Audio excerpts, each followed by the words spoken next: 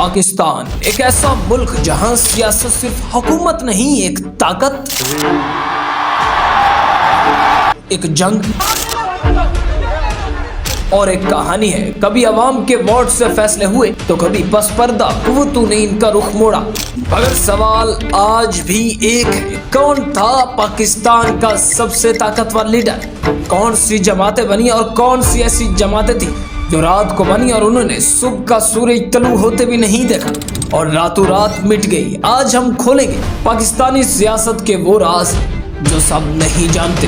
2026 کی سیاست میں جہاں پیپلز پارٹی، مسلم لیگ نون، پاکستان تحریک انصاف یہ سب سے پاپولر پارٹیز سمجھی جاتی ہیں، وہ پارٹیز جو نہ صرف پاکستان بھر میں پاپولر ہیں بلکہ یہ انٹرنیشنل پارٹیز ہیں، ان کو پوری دنیا جانتی ہے۔ ان ساری پارٹیز کے الگ نظریات تھے، مگر ایک نظریہ جو ہر پارٹی کا سربراہ کہیں نہ کہیں نظر انداز کرتا چلا گیا، اور ٹھیک 2026 میں ایک شخص نے آ کر اسے دوبارہ دہرایا۔ اس ملک میں آج تک فوجی راج دیکھا، ہم نے اس ملک میں گورنر راج دیکھا، بھٹو راج دیکھا، خان راج دیکھا، اب سے انشاءاللہ عوام راج کا آغاز ہوگا۔ اس تحریک کا نام ہے پاکستان عوام راج تحریک۔ اس شخص کا کہنا تھا کہ اب پاکستان میں حکومت کا نہیں، طاقت کا بھی نہیں، وردی کا بھی نہیں، خان کا بھی نہیں، راج ہوگا تو وہ ہوگا صرف عوام کا۔ اور دیکھتے ہی دیکھتے عوام راج پارٹی وجود میں آئی۔ عوام راج پارٹی سے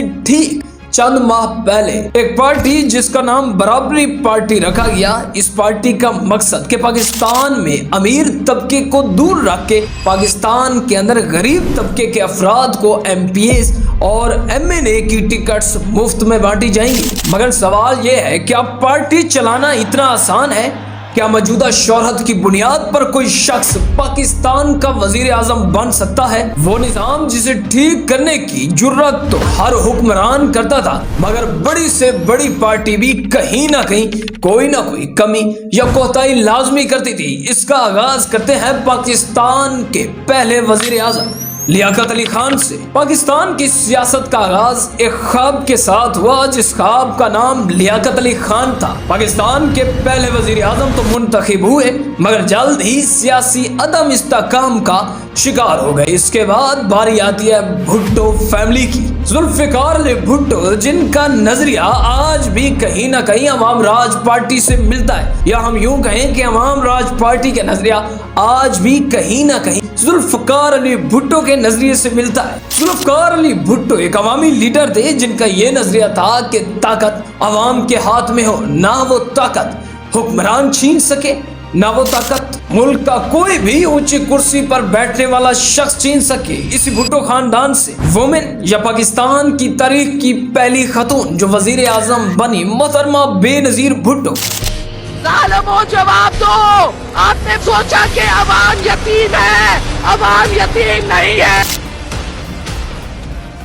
جو جمہوریت کی علامت سمجھی جاتی تھی، مگر وقت کے ساتھ ساتھ سیاسی لڑائیاں ختم نہ ہو سکی، بار بار ان کی حکومت کو توڑا گیا، اور کہیں نہ کہیں اس حکومت میں بھی کمیاں کوتاہیاں پچھلی حکومتوں کی طرح ہمیشہ پیچھا کرتی رہی۔ یہی ایک بڑا سوال جنم لیتا ہے 2030 کی سیاست میں یا 2030 کے الیکشنز میں کیا پاکستان کی سیاسی پارٹیوں میں بڑی تبدیلیاں آنے والی ہیں؟ پاکستان کی 3 سے 4 بے حد پاپولر جماعتوں کو ٹکر دینے کے لیے کوئی جماعت آنے والی ہے؟ اس کے لیے ہمیں پچھلی جماعتوں کے نظریات کو دیکھنا پڑے گا، پچھلے دور کی ان کمیوں کو، پچھلے دور کی ان مسٹیکس کو جانچنا ہوگا جو کہ ان حکومتوں کے ٹوٹنے کی سبب بنی۔ میاں محمد نواز شریف پاکستان میں ترقیاتی منصوبوں کے بانی، پاکستان میں ترقیاتی منصوبوں کا عزم رکھنے والے میاں محمد نواز شریف کی حکومت میں بھی سیاسی کشمکش ختم نہ ہو سکی۔ بات کرتے ہیں تبدیلی کے نعرے سے، جو آئے گا عمران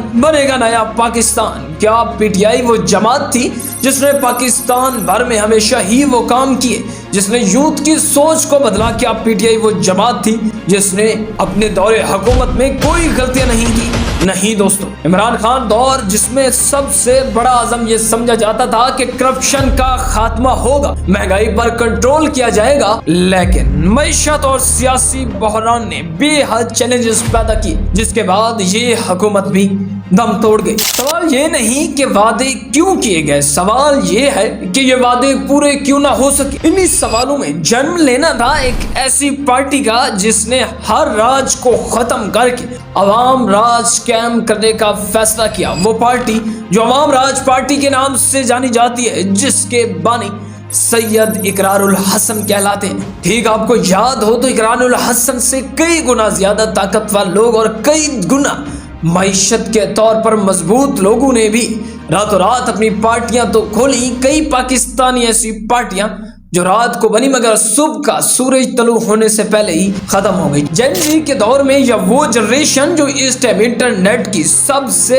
एक्टिव जनरेशन समझी जाती है, इस जनरेशन के बाद पाकिस्तान में एक नया रुझान आया। जो भी लीडर थोड़ा सा उभरता है वही लीडर किसी ना किसी पार्टी का सरबराह बन जाता है। वही लीडर रातों रात वजीर आजम बनने का ख्वाब देखता है। आज की वीडियो में हम दो पार्टीज का जिक्र करने वाले हैं। क्या ये दो पार्टीज 2030 तक अपनी दौड़ मुकम्मल करके 2030 के इलेक्शन में बाजी मार सकती हैं, जिसमें सबसे पहली अवाम राज पार्टी यानी इकरारुल हसन की पार्टी और बराबरी पार्टी जो आजकल जवाद अहमद की पार्टी समझी जाती है, जिसके रिलेटेड ये भी बयानात सामने आए हैं कि अगर कोई पाकिस्तान में बिजली का बहरान खत्म कर सकता है या तो वो एक तरफ फील्ड मार्शल सैयद आसिम मुनीर साहब हैं या दूसरी तरफ जवाद अहमद है। जवाद अहमद जो कि पाकिस्तान के सबका सिंगर समझे जाते हैं। दौरे हाजिर में तो इनको सिंगर कहना भी एक बड़ी मिस्टेक होगी, लेकिन दूसरी तरफ उभरता उजाला जो उभरता सूरज इकरारुल हसन है।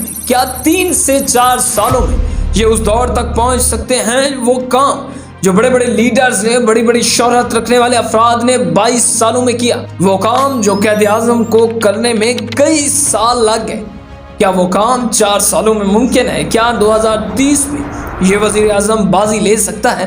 तो इसके लिए हमें कुछ नुकात देखना पड़ेंगे। दौरे हाजिर में चैट जीपीटी सबसे बड़ी मालूमात देने वाला प्लेटफॉर्म समझा जाता है। इस प्लेटफॉर्म के मुताबिक हमेशा ही वो लीडर कामयाब होता है जो सबसे पहले तरक्याती मंसूबों से भी हटकर, अपने नजरियात से भी हटकर कहीं ना कहीं अवाम के दिल में जगह बनाने में कामयाब हो जाता है। मगर इकरारुल हसन एक तरफ तो अपनी पार्टी का ऐलान कर बैठे और दूसरी तरफ एक ऐसा मामला पेश आया जिसके बाद लोगों में शदीद रंज और गुस्सा पाया गया। पाकिस्तान के हर तबके इनको तनकीद का निशाना बनाया और वो था एयरपोर्ट पर पेश आने वाला एक ऐसा मामला जो FIA एहलकार और इकरारुल हसन के दरमियान पेश आया। हैरत की बात तो ये है कि यहाँ इकरारुल हसन की अवाम राज पार्टी थोड़ी साइड पे लग गई और बराबरी पार्टी के रहनुमा जवाद अहमद का जिक्र बार बार किया गया, जिसमें जवाद अहमद को अब फेम मिला है या वो डी फेम हुए, इस बारे में कोई भी नहीं बता सकता, हत्ता कि